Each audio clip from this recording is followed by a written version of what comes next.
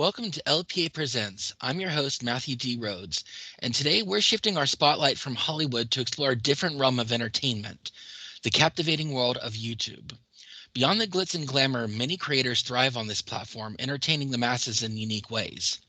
Today we have a special guest, the voice behind the popular channel Chaos Lounge. How's it going today? I'm doing well, thanks. How are you? I'm good. Now, you're not just confined to YouTube, you're also a streamer, right? I dabble in streaming, yes, on Twitch and on YouTube.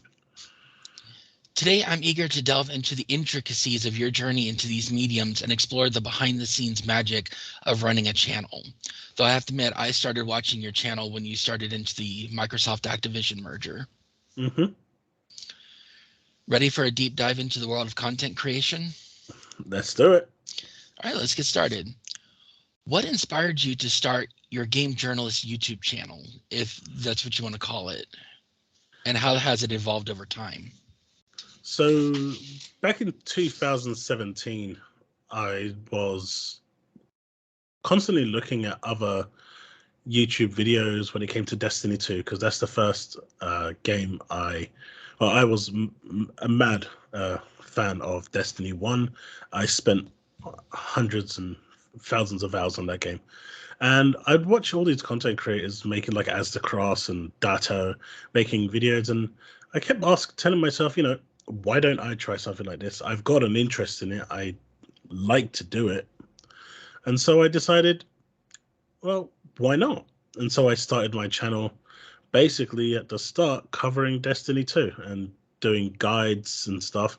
And, at the beginning, it was very, very slow. And you'll get like maybe 5 or 10 views if you're lucky because of the algorithm. But over time, it started to pick up and get well. And it kind of took off from there. I did something similar with my channel at first. Before I went to do my podcast on it, I would actually do walkthrough videos for things like Tom Clancy's Splinter Cell and a few others. And they would get hundreds of views, but nothing more than that. Then after a while, I deleted everything and started from scratch. That's actually a good thing, if you don't know. Oh, really? Yeah, because like on my channel right now, on my original YouTube channel, I've got some Destiny videos there, still there, that people go to and check out. I've got Anthem videos, but the problem with that is that legacy content affects the algorithm. So when YouTube's algorithm looks at that channel now, it looks at what's there. It's got Destiny, it's got Anthem, it's got Outriders. It doesn't know where to go in terms of prioritizing. So it really does confuse the algorithm. So I've seen a lot of content creators actually just outright delete everything that's not pertaining to what they're covering at the moment. I guess it doesn't apply so much for the bigger channels who have 2, 3, 4, 500,000 subscribers, because at that point, those people are going to watch the creator rather than the content. And that's the different, that's where you want to get to. Right. Once you get to the point where they're watching the creator and not the content, then it doesn't matter what you publish, because those people will turn up to that video and enjoy it because they enjoy your entertainment. Right. The content itself is the bonus, but they're watching it for you. But until you get to that point, they're always coming for the content. Now, if you came to my channel looking for Anthem videos, and then I've now gone to Outriders, and I'm a small channel, YouTube will basically turn around and say, well, I'm not going to recommend it to him.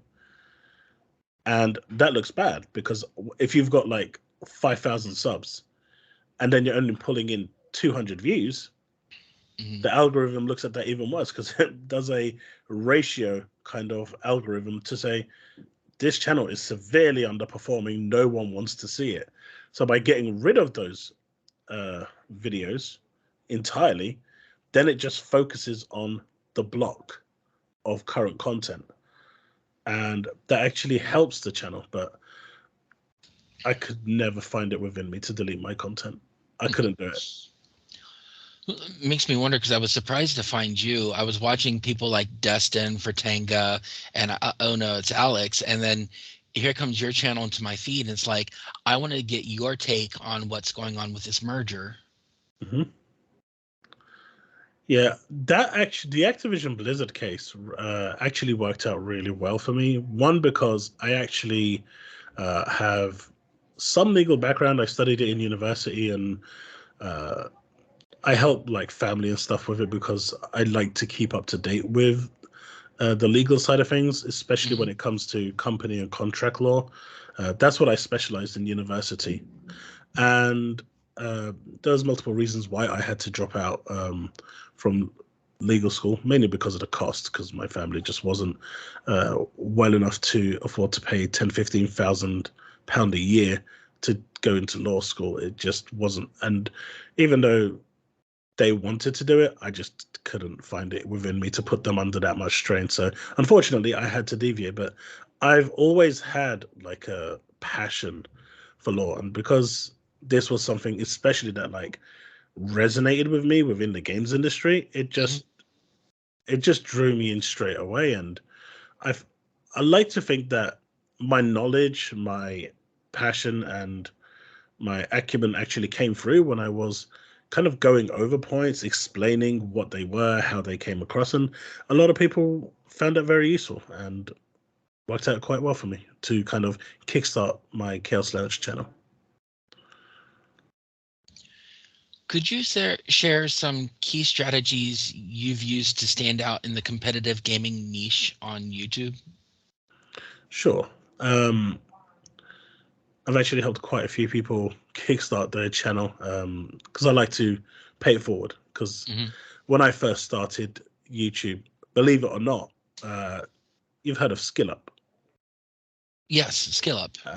So he's the one that actually gave me my first pointers on how to do. I actually wrote a review for Prey, the sequel, Hmm.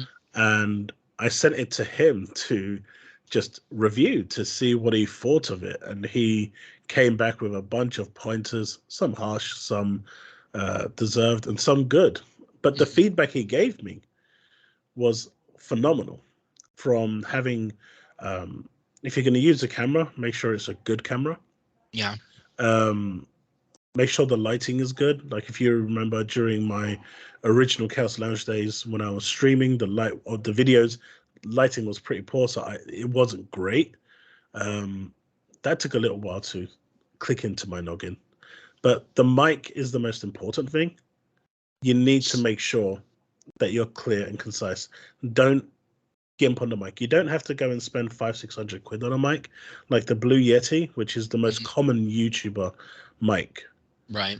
Um, it's like what, £120, but it's lasted me for what, 5 years now.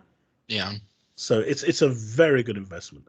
But in terms of going into YouTube, what you want to do is find something that you're passionate about, a topic. Don't try to diversify that topic. At the very beginning, you kind of want to focus on that one thing and push that one thing. You want to keep up with the trends when it comes to that topic. So let's say, for example, you're looking at the new Texas Chainsaw game that just came out. Yeah.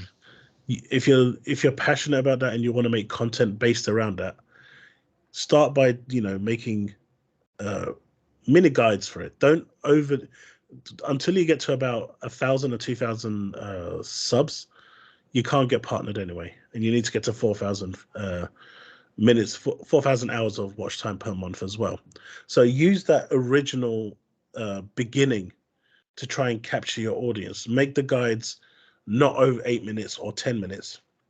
If they can be 5 minutes, if they can be 4 minutes, just get straight to the point Right. and get that content in.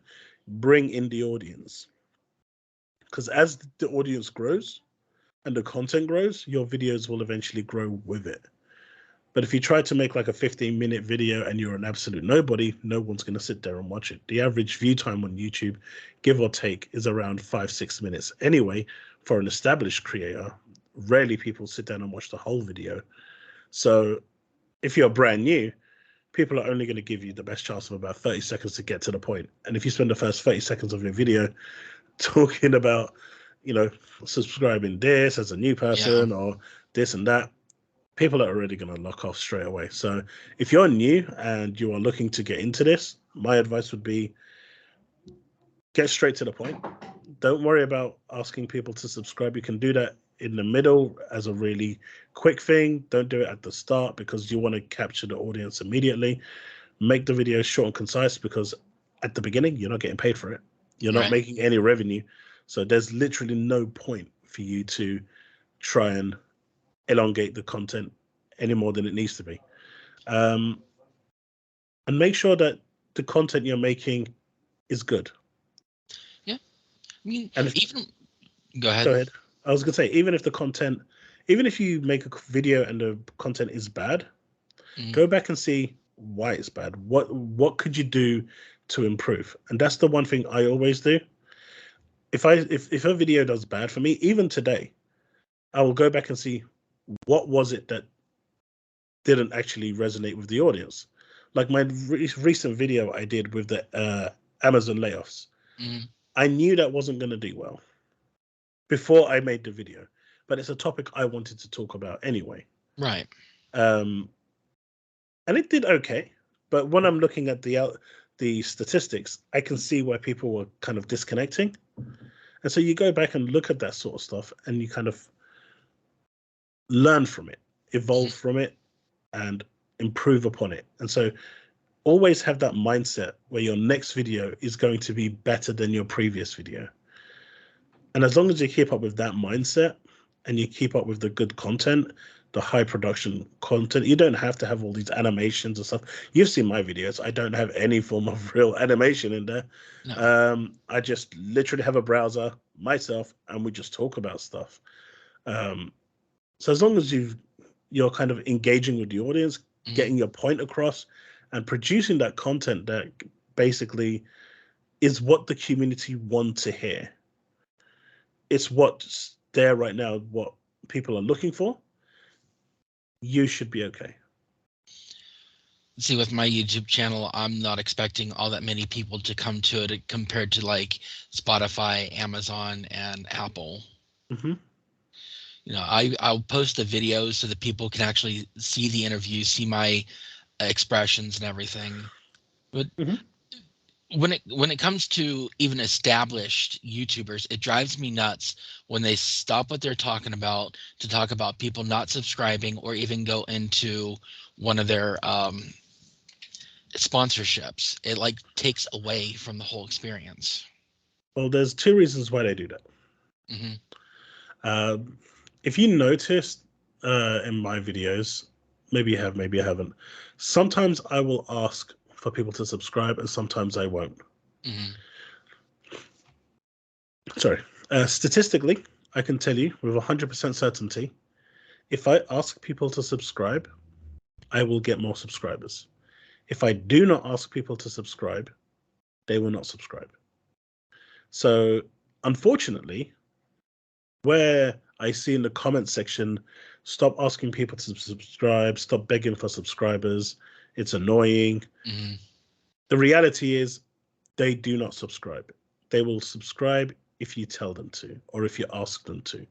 If you don't, they won't. I usually have these 500 like challenges or 350 like challenges. Yeah. I've done a few videos where I haven't asked for a challenge, and those videos tend to get between 100 to 200 likes. But if I put a challenge in place, people are more likely to put a like in, and now I get 400 likes. I still don't get to five every so often, Yeah. quite as often as I'd like, but we get close at times. But if I don't ask for it, if I don't set a challenge, or if I don't mention it at all, that video will get no subs or no likes, and that is the reason. Now, in terms of sponsorships, Hmm. well, you're aware that, I mean, as you're aware, we've got YouTube memberships, Right. which you're a part of on my channel, so thank you very much for that. No problem. But those YouTube memberships are what basically help us continue. Like, if you remember, I was recently demonetized um, from YouTube for something that happened that I didn't even know about. It took a week for them to remonetize my channel, uh, and that was a problem Hmm. because they don't tell you what the problem is. No.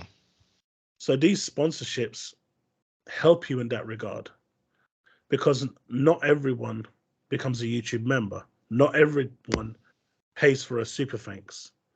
Not everyone does super chats. Hmm. And like, you see the streams that I do on YouTube, the Chaos Lounge. I'm doing two this week. Did one on Tuesday and one this evening. I, on average, make about £1 Hmm. for the whole stream, which is nothing. So Right. those sponsorships essentially cover those deals. So it's kind of a necessity more than people doing it to just do it, because the income that comes in from YouTube just doesn't really cover it. But of course, you also interact with your people. You will actually talk to them. A lot of the big name people will put a lot of things behind a paywall, and it really distances them from everyone else. I absolutely dislike paywalls. Yes. Like, I've gone in to support a bunch of small channels and it says subscribe to chat. I immediately leave. Mm, That is the yeah. number one turn off for me. I will not do it. And I can understand for, like, say, Asmongold doing Mhm. that, where he's got, like, 50,000 people sitting there watching him. The chat would be untenable. Right. It'd be like a constant stream of just text. So for him to do something like that, or to activate like a slow mode, I can see. But honestly, when I see big channels doing that, I just think their egos got to them, Yeah. because they wouldn't be there without those people. And yet, all they're doing, in my eyes, is saying, "Hey, if you want to interact with me or do anything with me or join me in a game, you need to subscribe and give me that." Uh, even on Twitch, you'll pay $5, Hmm. but the content creator only gets $2.50. They only get Right. 50. They only get half of that. It's 50%. Whereas on YouTube, you get 70%. And then if you go to Kick, if you want to go there, you get 95%. But the sponsorship deals essentially just fix that kind of problem. And that's why they appear. But to paywall stuff, I just think it's people's egos getting ahead of them for the most part, unless they're like a super big channel where they're just trying to control. Even then, when you pay to have something said, they still won't recognize you. Oh yeah, some of them won't, because they're too busy in their own little bubble doing what they do. But for Mhm. me, if anyone does a super chat or anyone says anything in, I mean, as you see, I try to go through a lot of the comments when I'm doing it. But in my channels, we usually have about what, 30, 40 people Yeah. that. uh, So trying to respond to everyone, if you've got 1,000 people, will definitely be a lot more challenging. But at the very minimum, you should be responding to super chats. Yeah. That's like a given. You kind of have to. If you don't, then to me it's rude. There's no other way I can put it. It's rude. I don't know if you've noticed, but I try to refrain from saying too much. I've been in situations where I've upset the person because my anxiety and my social disorder. hmm I So, mean, there's a person that comes into my YouTube streams and to my Twitch streams, mhm. and he'll always apologize. I don't want to drop any names, but they'll always apologize. And I keep saying the same thing to him: never apologize. If you have a question, ask it. If I'm in a position where I can answer it, I will. If I can't, then I'll just turn around and say, sorry, I can't answer that right now. Or if it's, you know, in a position where it's just blatantly wrong and it's just out of order, then Yeah. I'll tell people to just stop doing that. Like, someone in my chat made a mum joke, and I immediately put a stop to that. I don't want that in my channel at all, Right. in my comment section.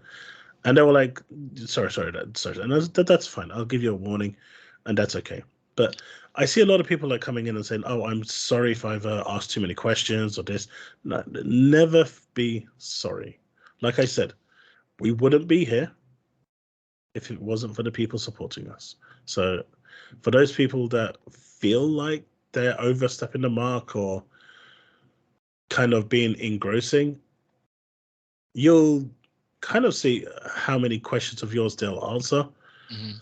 But at the end of the day, just ask.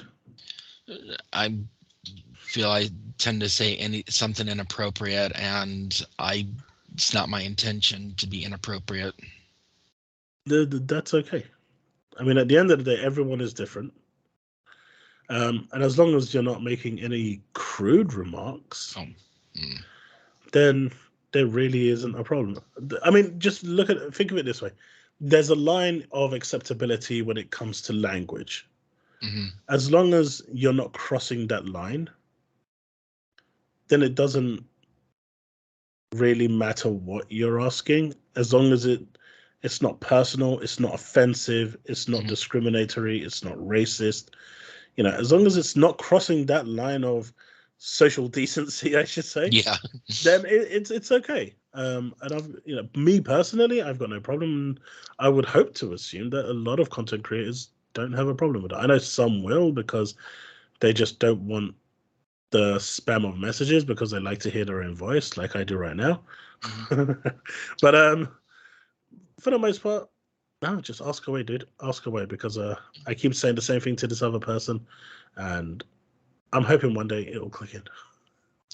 I found out the hard way from one Twitch streamer: never talk business in their server because they're only on there for personal reasons, even though they're making money off of it. So this is a very, very contentious thing when it comes to streaming or anything like that. Hmm When you're streaming and you're doing stuff, um, unless the topic goes in that direction, it's not seen as a good thing to talk business in someone else's stream hmm because they're kind of talking about the topic they're on. The moments I get like, I've had like people come into my channel on my Twitch streams or something and say, "Hey, I'm a designer and I'm hoping I can design your thumbnails." And to me, you've instantly lost any connection, business Right. relationship you'll have with me. Don't do that. That's number one because no one in the chat wants to see me talking about hmm that right now. You break my flow of entertaining the people that I'm entertaining, and you're constantly repeatedly asking to make sure I can see your message. I've got a Discord, I've got an email. Reach out to me. I will Yeah. respond. In this case, I was just telling the person that their interview went live, and he wouldn't have any of it. He said, send that to me in an email, leave it for business. I don't mix business and pleasure. You, Yeah, I uh, mean, I can totally like I said, it's a very contentious topic when it comes to bringing business into the other thing because a lot of content creators don't like to advertise other people's work. right. So when you go into there and say, "Hey, you're into the interview I've had with you is live," someone could turn around and say, "Hey, what interview is this?" And then you'll say, "Oh, I've had an interview with this person," hmm and then they'll want a link, and at that point, they'll link out to your interview, and they'll leave his channel, and at that point, even though you're not intending hmm to kind of steal viewers from him, that's what essentially transpires, and that is the gray area of why people don't like that sort of thing. I was trying to be vague about it because I didn't want people to ask about it. I was just trying to be polite and inform him. Yeah, no, I totally get where you're coming from.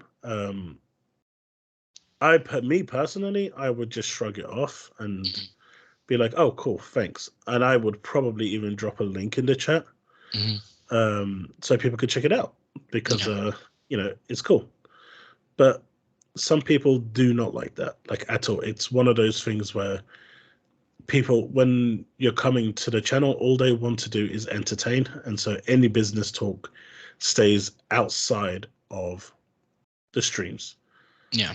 Unless, of course, like I said, like if you remember like a number of streams ago, I actually started talking about, someone asked me a question about YouTube, and I think that's what instigated you to ask me for the interview. Yes.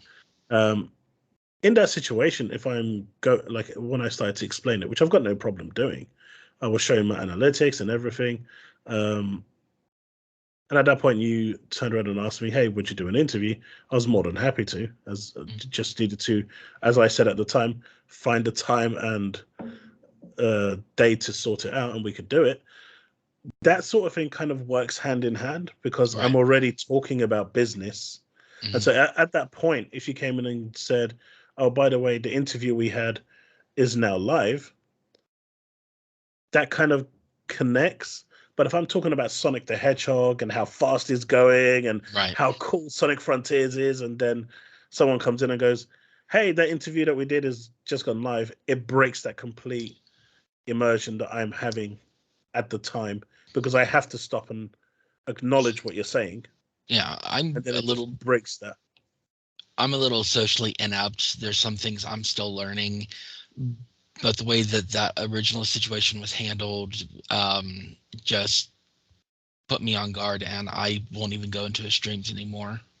No, no, I mean, I'm always especially afraid since of you doing say you're something wrong. suffering from anxiety, Yeah. um, being put on the spot like that is probably the worst situation you could ever have, right?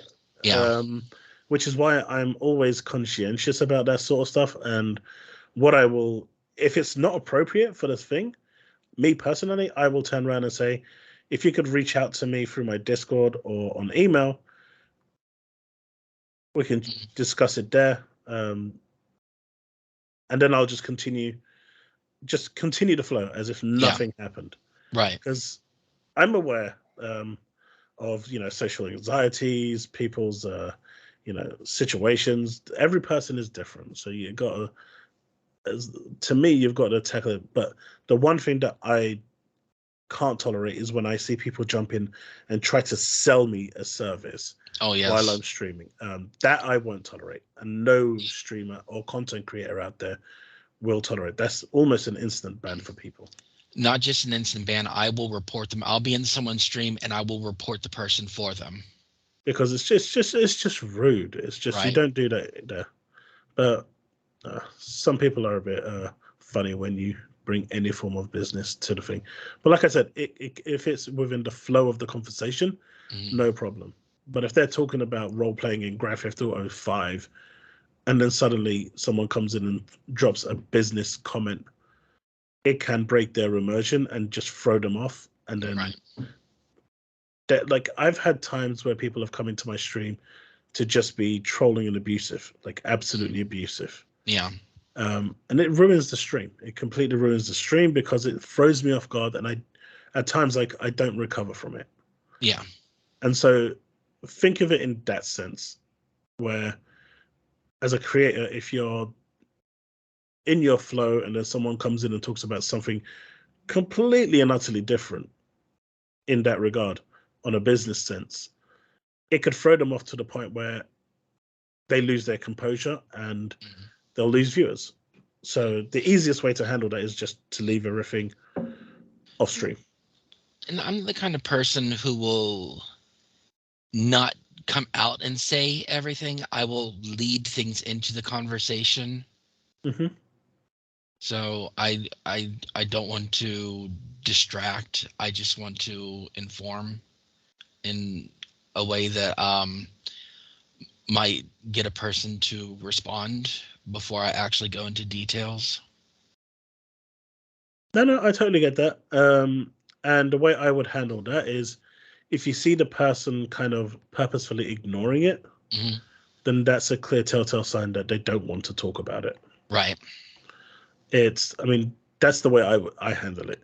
If I see something that I don't want to cover or talk about, or I'm just going to brush over it, and then what I do after is I reach out to the person if I've got their email address, or if I've got them on Discord, I'll just send them a quick message saying, "Hey, what's up? Yeah. And then you can provide that information. No, back to the topic of YouTube, what is your process for selecting and creating content that resonates with your audience? Generally, what's trending. Generally, it was trending. Generally, what's trending. Sometimes I will make content because I feel like I want to talk about it, like the Amazon layoffs and the 505 layoffs that I was talking about. Embracer just laid off people, so I want to cover that in my stream today. But generally, it's if you're not covering what's trending when it comes to, like, my channel is primarily just a news channel.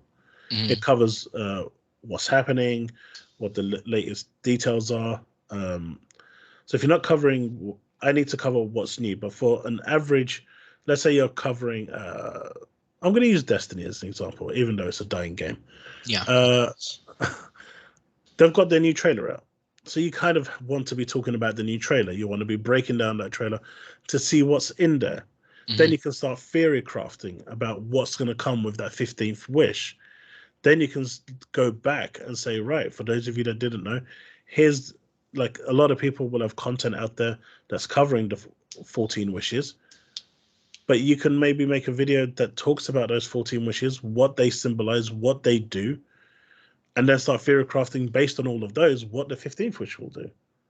And so it's kind of being in the moment. A new dungeon will come out, make a guide for it if you can.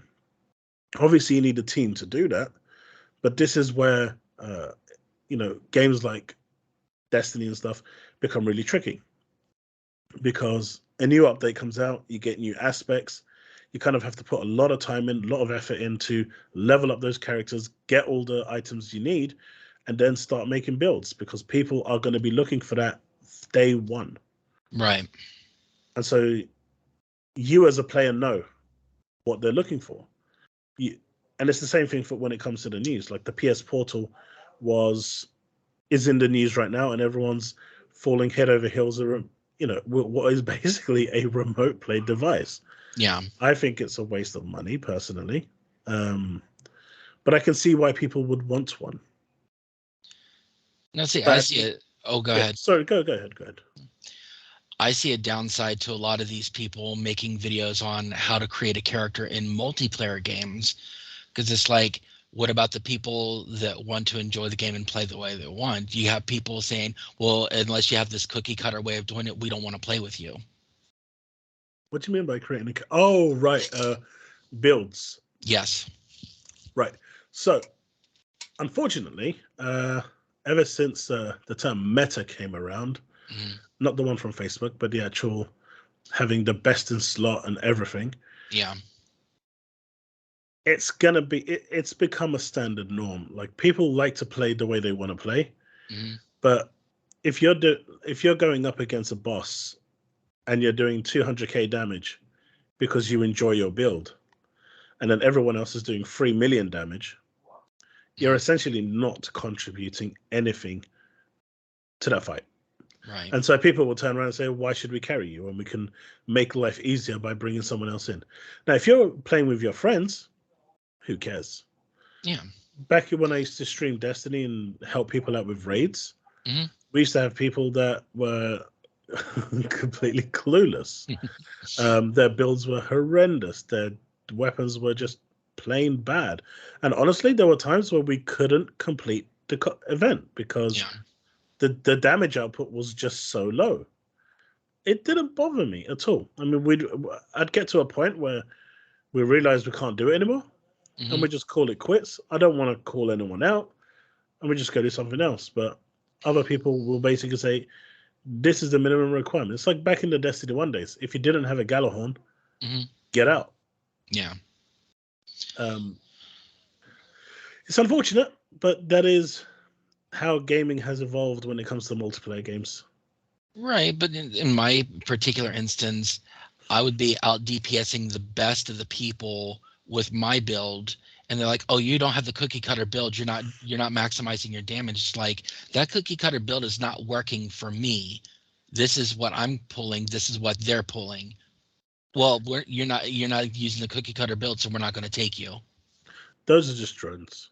Those are what you call the YouTube drones, who look at what the super YouTubers say and say, you have to use this build because this is the best build in game X or game Y. And if you're not using this, you're not doing it right.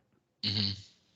And, you know, you're always going to get that. And that's the biggest problem with LFG. Yeah. And that is why I don't do LFG. If I don't have a group where I can go into, which is why I stopped doing raiding in Destiny. Yeah. I mean, I don't play Destiny anymore, but it's why I originally stopped raiding in Destiny, because I couldn't get a group of friends, believe it, 6 people to go and do a raid. I mean, Yeah. that's how far that game has fallen. But I'm using Destiny as an example because it's the most commonly known multiplayer game out there, alongside, I guess, The Division. World But of if I don't Warcraft. have, yeah, but those are on MMO levels. I'm talking small scale. Um, I thought Destiny 2 was considered more of an MMO than. no, I mean they like to call it an MMO, but it's just a multiplayer game. It is not an MMO. I mean, I would never regard that game as an MMO. Final Fantasy 14, Fantasy Star Online 2, New World, World of Warcraft. These are games I class as MMOs. Yeah. What's the other game that's I can't remember. I can't remember it, but there's like tons of them out there. Blade and Soul, loads that I would class as MMOs. But Destiny is just a multiplayer game.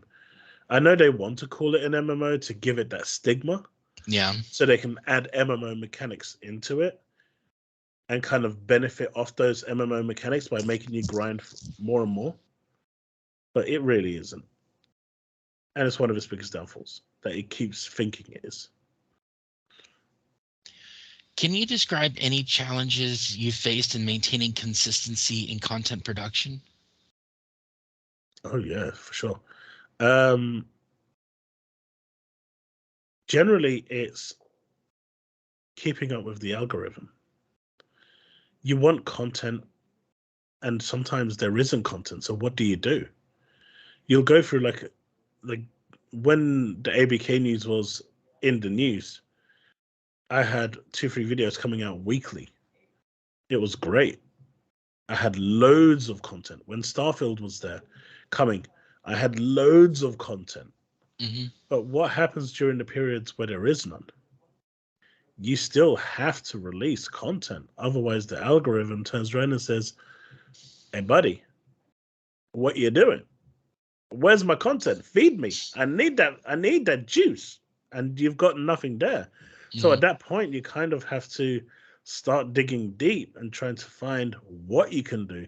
And the challenge there is to make sure that the content you're doing is content you're happy with, Mm-hmm. keeping up to the standard that the viewers expect from you, and you're not just pushing out drivel just for the sake of releasing a video. And there's been a few times since post Starfield that's happened. I mean, if you look at my other channel, Chaos Prime ZYT, where I cover a gacha game called Tower of Fantasy, Mm-hmm. um, I've taken. They basically have a CN version of the game, a Chinese version, and a global version, but they're off sync. The Chinese version is about 4 months ahead, 2 updates ahead. So you technically, if you're playing the global version, know what's coming in terms of all updates. Mm-hmm. So the developers don't want you covering the CN version. They want you covering the global version. But how can you get excited for the global version when you already know what's coming for the CN version months ahead? You already know the content that's coming. Mm-hmm. You already see all the new characters that are coming. And so I've recently taken the stance where because I used to cover the CN version heavily, but I've taken the stance of not covering it. Mm-hmm. And that's reduced my content down by about 70%. Oh. That's how prominent it was. So I'm now covering the absolute must do for CN because it's there, it's in the public window, it needs to be covered. Mm-hmm. But then for the most part, I'm just covering global. And what I'm trying to do with the global content now that I'm covering it is make sure that it's the best it possibly can be. Hmm. So anyone that comes and views that content will really turn around and say, hey, you know what? This is damn good. So like recently I released a 3.4 update. I put a lot of effort into that to cover all the aspects, making everything align, making it as high production value as possible. Now on that channel, even though I've got like 15,000 subscribers over there, I actually get less views than I do on my Chaos Lounge Hmm. because of the fragmented amount of games that I run on there. Yeah. But you can see the difference between me just pushing out a cookie cutter video on that channel compared to that guide I released that basically talks about what's coming new. Sure, that's going to have a bit more interest than a cookie cutter, but the production value of that video was so much higher. You could see that in the return of views and the way YouTube decided to pass that on.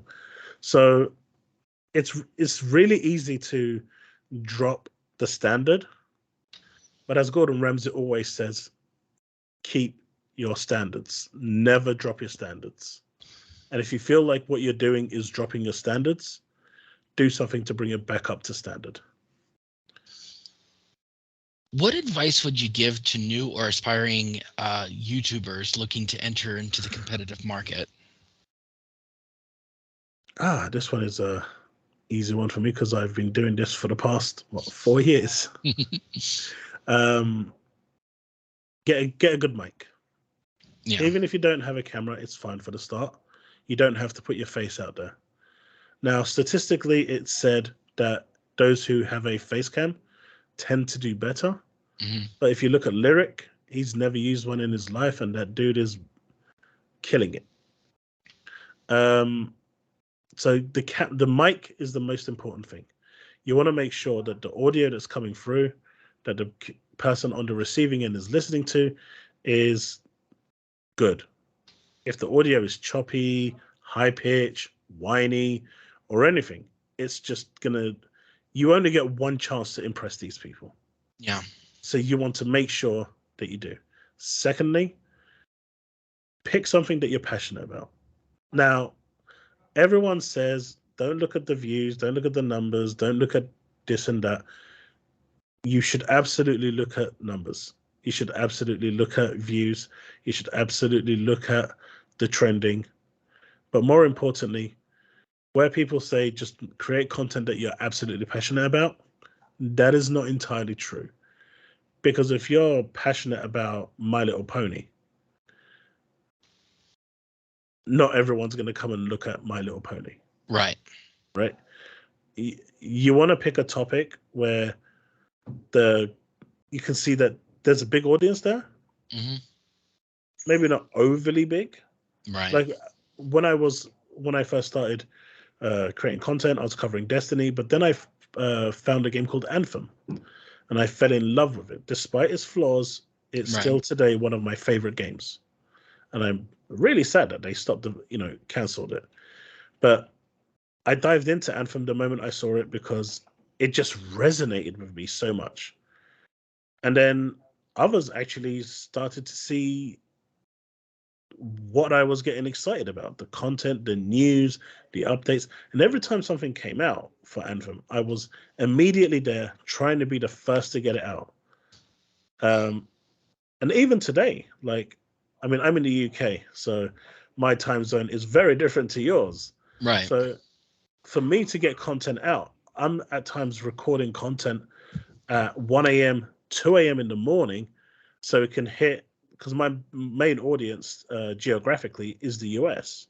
Right. I have like a 70% viewer base there. So if I want to capture that time roughly around midday for you guys, I have to release it either at around 4 or 5 p.m. my time, or I'm going to capture you in the evening, which is 1 or 2 a.m. in the morning.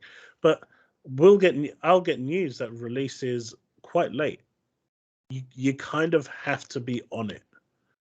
If you turn around and say, "Oh, this released at 10 o'clock, I'm going bed now," by the time you wake up, 50 other people have reported on that content. So by the time you make that video talking about that topic, no one wants to know. What are your thoughts on the importance of collaboration with other YouTubers in the community?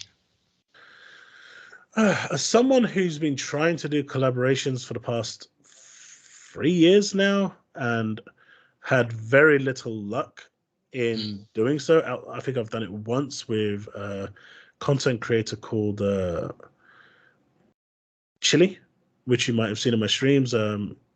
He's a very nice guy. We did a collaboration with Tower of Fantasy where I was helping him out. I think collaborations are excellent. Mm-hmm. Now, the general thing that people say is, you need to collab with people in your own in your own kind of circle weight in terms of, hey, you've got 500 subs, I've got 500 subs, let's get together and we can. And the idea is you kind of, some of those people from his channel will subscribe to yours, and some from yours will subscribe to theirs. But how effective is that? I couldn't tell you. Now, I've seen people who have gone on and like done a collab or just joined up with some of the bigger streamers, and all they turned around and said was, "Hey, chat, go and subscribe to this guy. He's awesome." That's literally all the content creator said, the bigger one. And the person's channel went from 85 subs to 15,000 subs overnight. Yeah. You kind of, collaborations are good because it gets you out there. It puts you out there. Podcasts like these are really good because Yeah. it gets your name out there and it brings awareness. The whole purpose of a collaboration is awareness. Right. But you also want, someone who has a bigger audience than you, Mm-hmm. because you want to appeal to as big of an audience.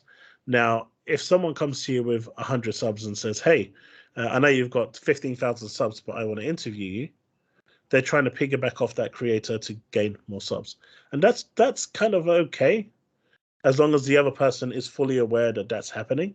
Yeah. And some of them will say yes, some of them will say no.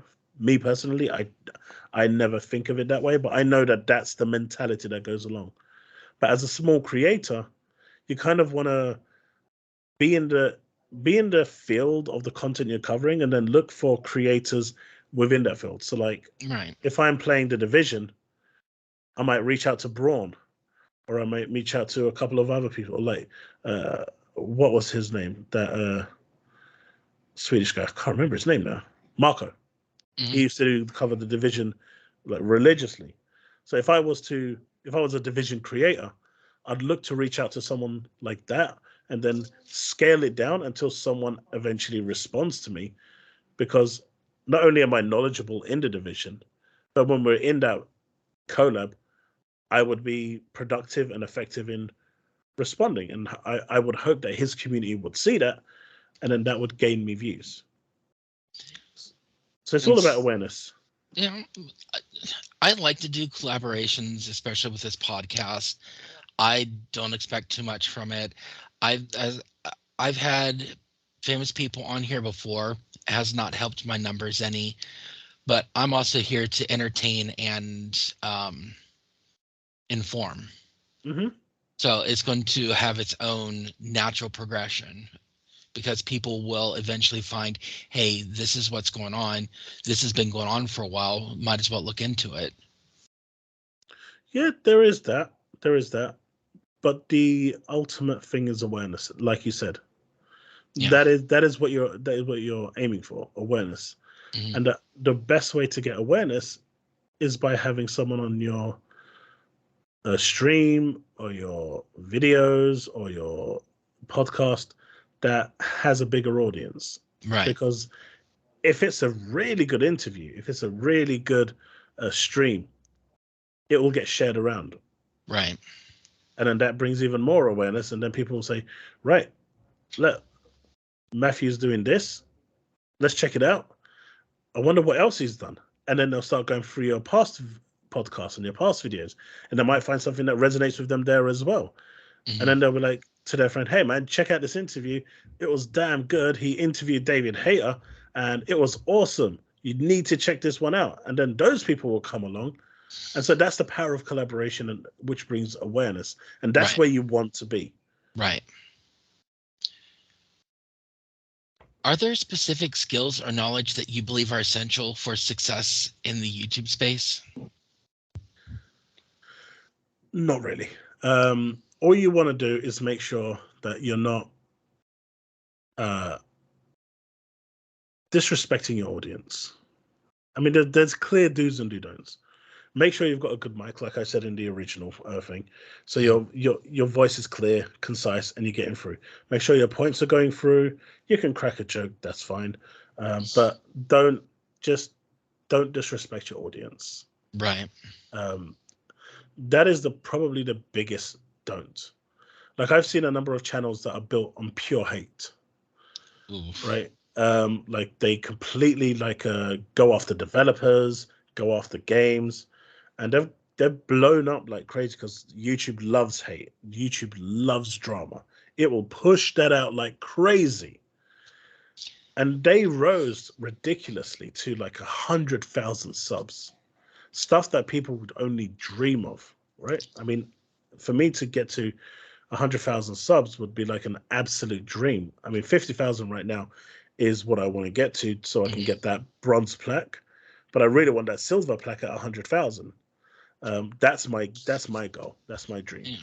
Yeah. But their views now barely break 1,000 views because people have gotten bored of that content of him just constantly trashing and being abusive.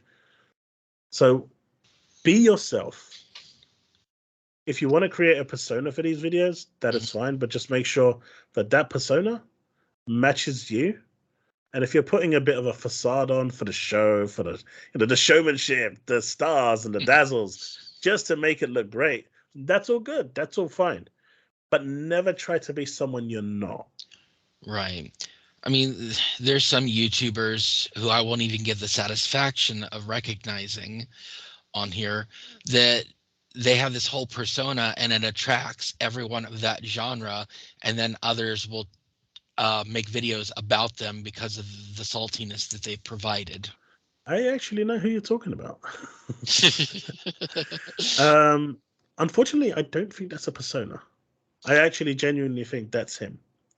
I'm sorry, but he's too old to be doing things like that. Yeah, but it's just some people are like that, I'm afraid. But it goes back to my original point. Like I am who I am, Hmm. and I like to think and believe that what you're seeing now on this interview is the same person that you saw last week or this week on Tuesday. Yeah. There's no real difference between the way I communicate, the way I address, or the way I just put myself forward. Right. And I think that's the best way to be. But that's also at the same time not what the community might want to see. The Right. community wants to see that dazzle, that mocking, that memeing, that facade, you could say. And so Yeah. you kind of have to find the right balance. That outside and in a podcast like this, great, you know who I am, but sometimes you'll see me be a little more eccentric in Right. the streams or in the videos, and that's okay as well because it's not deviating too much.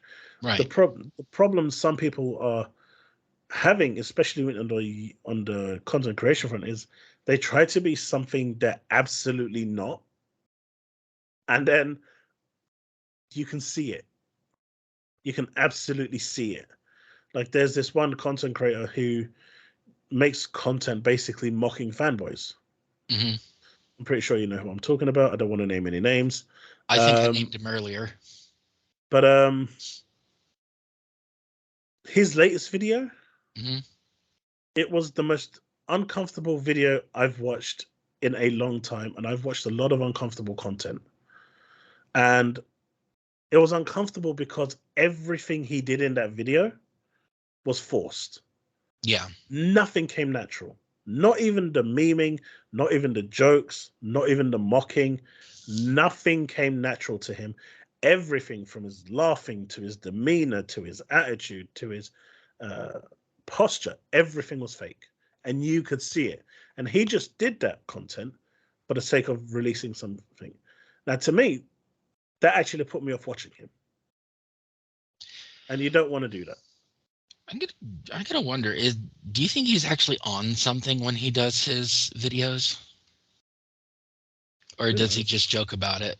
I think he just jokes about it. I have one more question for you. Sure. What are some of the most rewarding aspects of being a YouTuber, and what keeps you motivated in this competitive field? Oh, this one is very easy because I've got two ways of contrasting this as well. So this is actually a really good question. So without sounding egotistic, Hmm. because I'm not an egotistic person, but when I see people coming and asking for my opinion on a topic, that motivates me. Yeah. Not because someone is coming and asking me a question, but because the content I've put out there, the work I've put out there has earned me that respect for people to come and ask me that.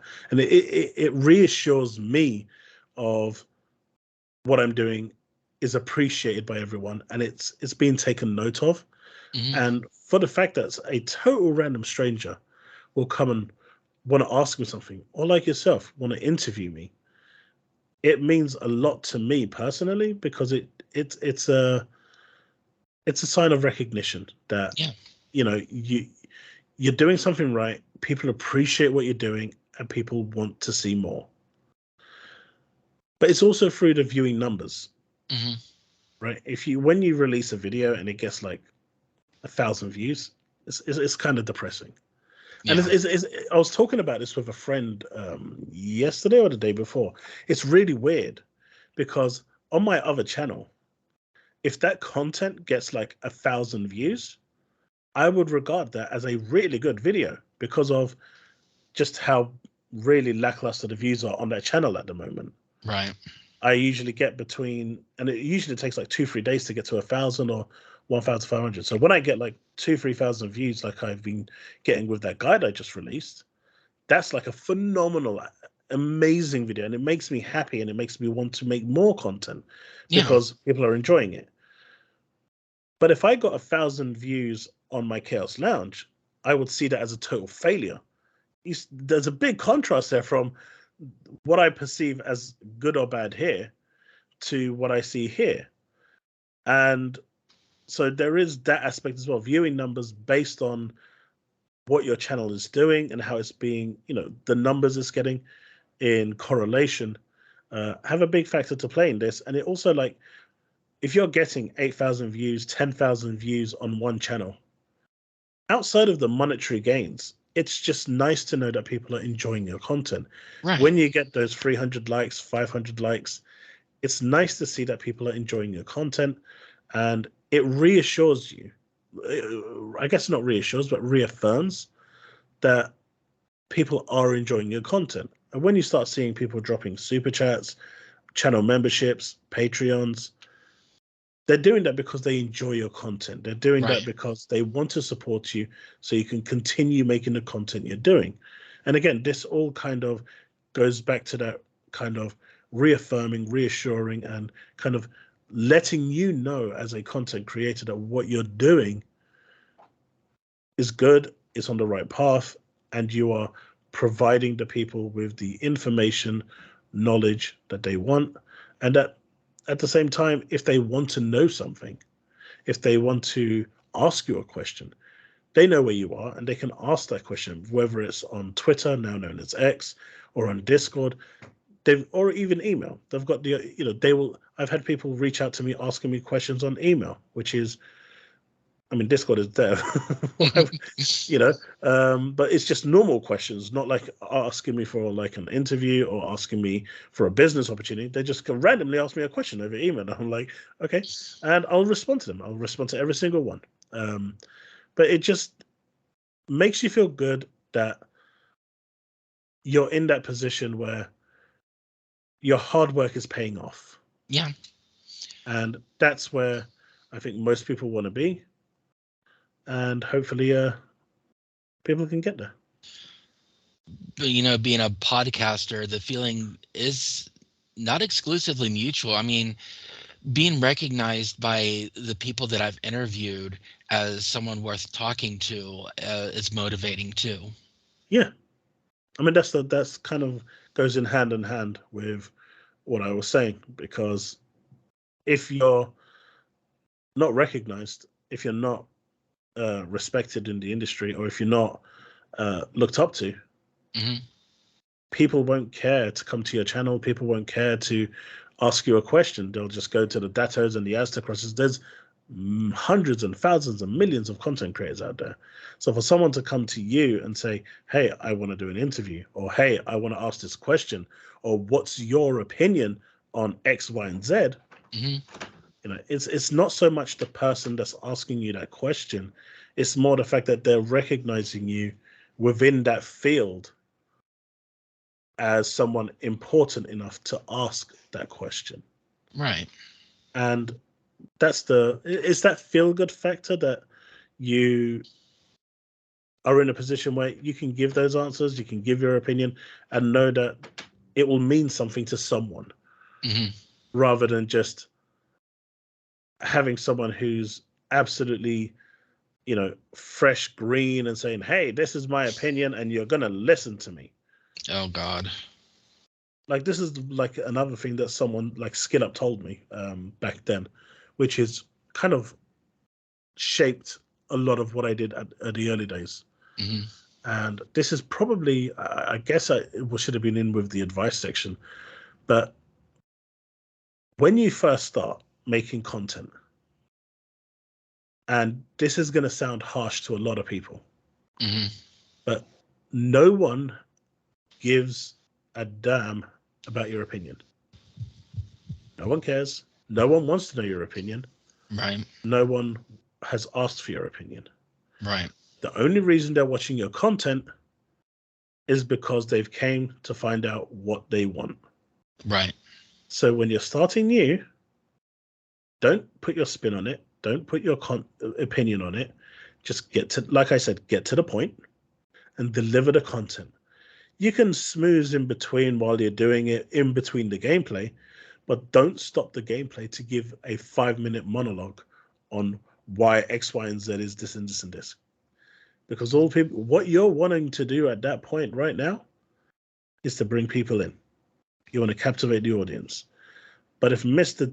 X comes along and no one knows who Mr. X is, no one has heard of Mr. X, you've just randomly found his podcast or his video or his stream, and they're trying to sound like they know better than Bungie or Hmm. better than, CDPR or anyone else, why would you listen to what they're saying?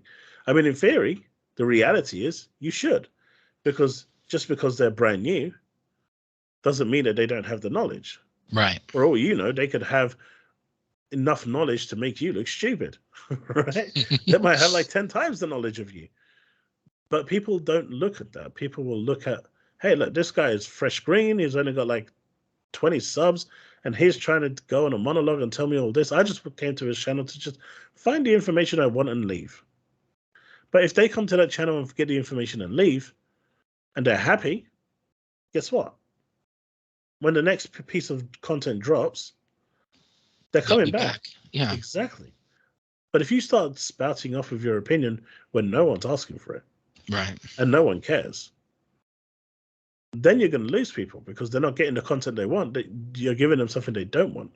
Now, once you get to a notoriety where you've got 3,000-4,000 subs or 2,000 subs, it's still a lot. People say Hmm. like 2,000 subs is nothing. It's a lot of subs. That's 2,000 people out there that are choosing to watch your channel. That's an amazing feat, right? Yeah. But then at that point, those 2,000 people are watching you, but they also care about what you've got to say.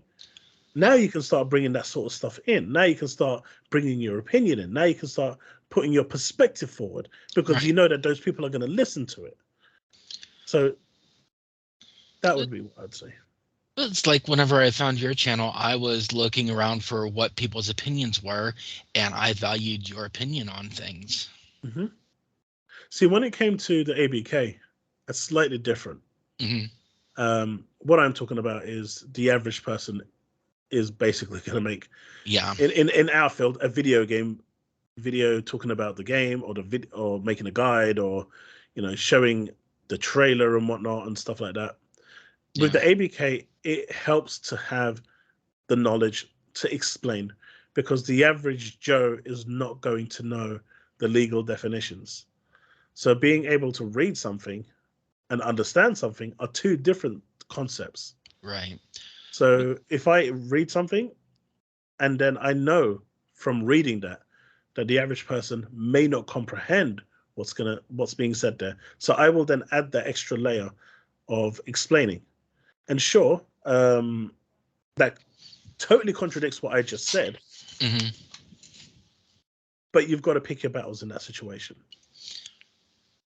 Of course, we also have seen in times in video games where the developers have listened to the people and the game has only gotten worse because of it. That is because the community doesn't know what they want. Right. They never will. I mean, if you ask the community, what do you want from a game? I want all the best loot to drop immediately. I want everything to be done with zero effort. I want everything handed to me. And so within 1 hour of playing the game, you're done and you never want to play it again because you've got everything. Right. Um, More often than not, as much as I hate to admit it, the community does not know what they want. Yeah. They think they know what they want.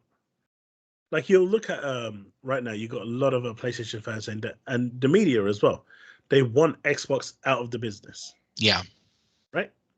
And that's not me just making this up.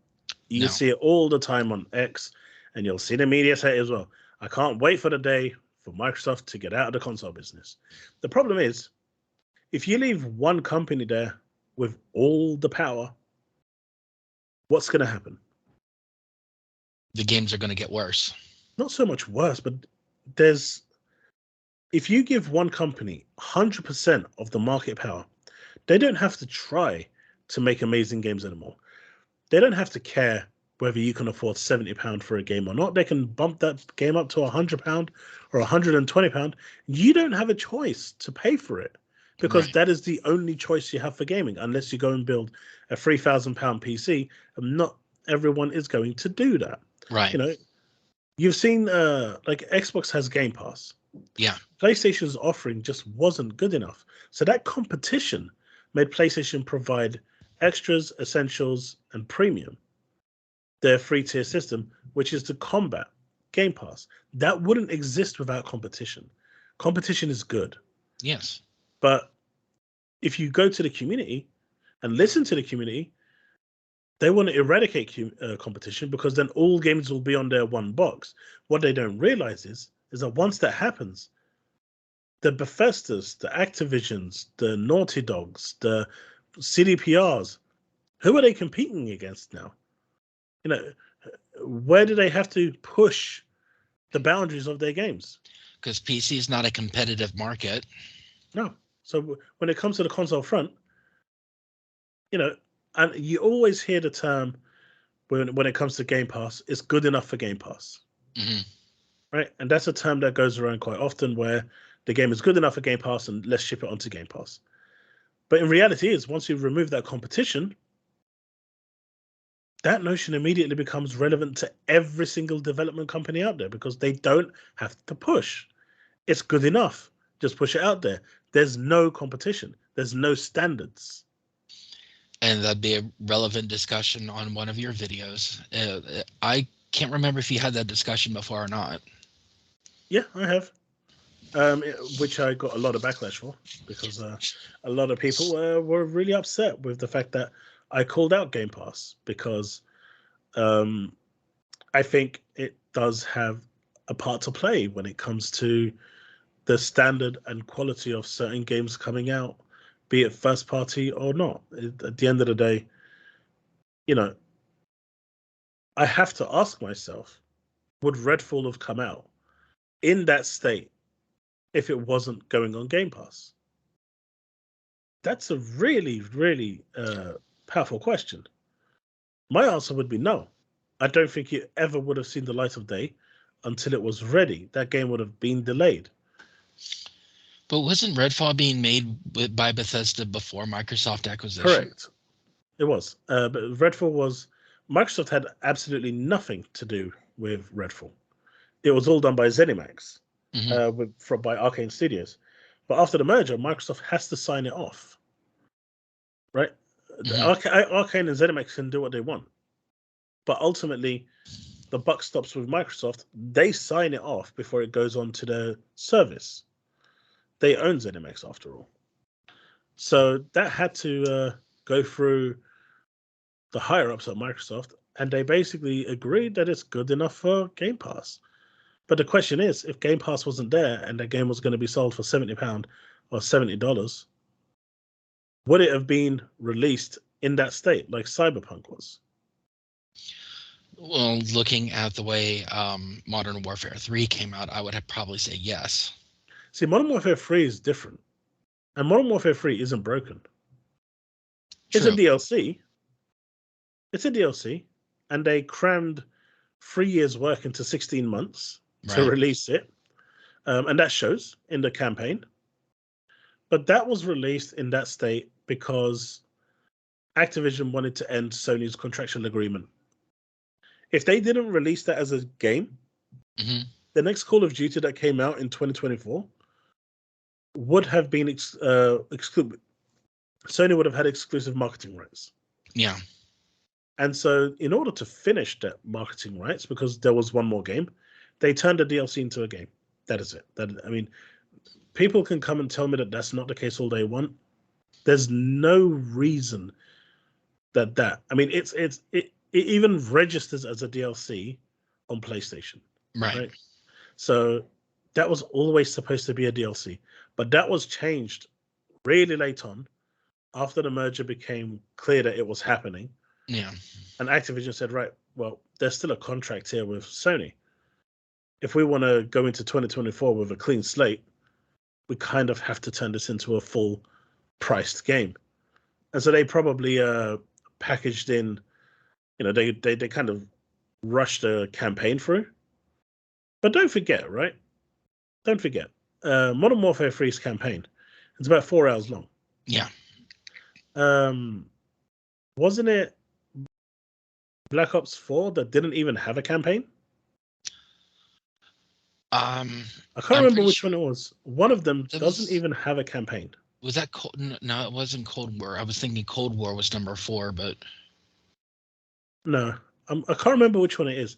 But that one didn't even have a campaign, mhm. and it scored higher than Modern Warfare 3. So they were happy to give something that had zero campaign a higher rating than something that had a campaign, which for the most part, most people that I'm seeing play it say it's not your typical Call of Duty campaign.